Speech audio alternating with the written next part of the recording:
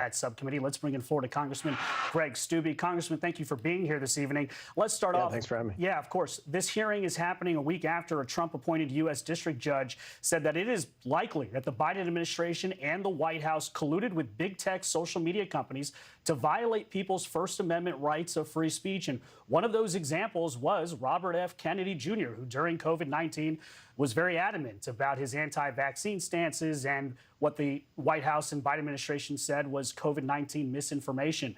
What are the American people going to learn that's new or different on Thursday, and what do we expect to hear from him?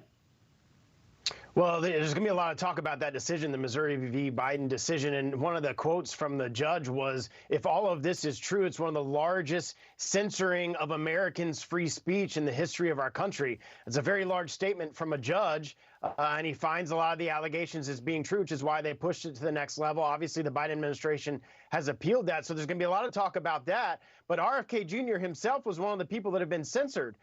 So I think there's going to be a lot of discussion why the Biden administration would censor a fellow Democrat who's talking about vaccines and all these different things related to the vaccines and masks and that sort of thing. You had the Biden administration actively working with FBI, DOJ, and them colluding with Twitter, Facebook, and other social media companies to censor speech. And that's the type of thing that Americans are sick and tired of. Directly is against all of the constitutional protections that we have in this country. And you're going to hear a lot of talk about that on Thursday. Yeah, that judge found it particularly troubling and telling that, each example, a lot of the examples about this suppression was at the hands of the FBI, particularly about the, of course, New York Post Hunter Biden story, but also about things about targeting parents at school board meetings and designating Catholics as an extremist group. Look, Christopher Wray, the FBI director, was pressed on this, and he was also pressed by Democrats about what exactly the FBI is doing with all of our personal online data and information. Let's listen to this exchange with Democrat Jayapal.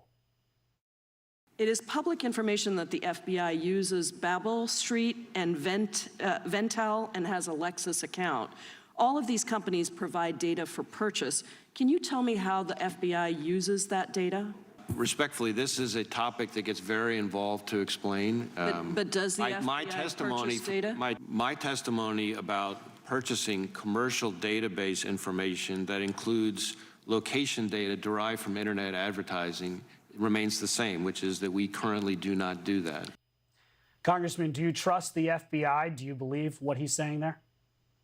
No, absolutely not. I don't trust him. I've signed on to an impeachment resolution for him. He's lied to Congress repeatedly. Just in that hearing last week, he stated that the FBI and the DOJ doesn't work with social media platforms to censor speech, when then you have the Missouri Biden right before that, the hearing with evidence that that's exactly what they're doing. That's what they have been doing. That's what the Biden administration has been doing. And that was the whole purpose of starting this weaponization committee, to bring all of this information to the American public so that the American people can see just how corrupt and how censored the information has been becoming to them from social media platforms because of their colluding with the FBI and the DOJ. So, Congressman, what's the fix here? Because what the FBI and these government agencies are saying is we need to be able to at least have a conversation with social media companies on issues of national security, which is, of course, the same loophole that's being used to violate our First Amendment rights. So what can Congress do here?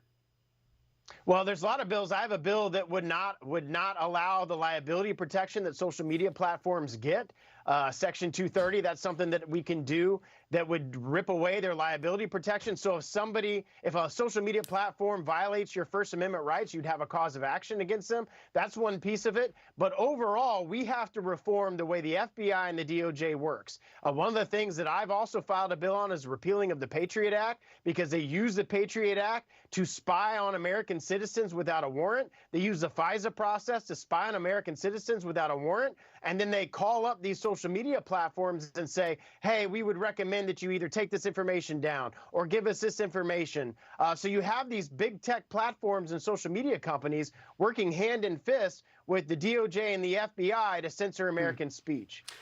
Well, we will be watching on Thursday's hearing, that's for sure. Florida Congressman Greg Steube, thank you for being here tonight. Yeah, good to see you.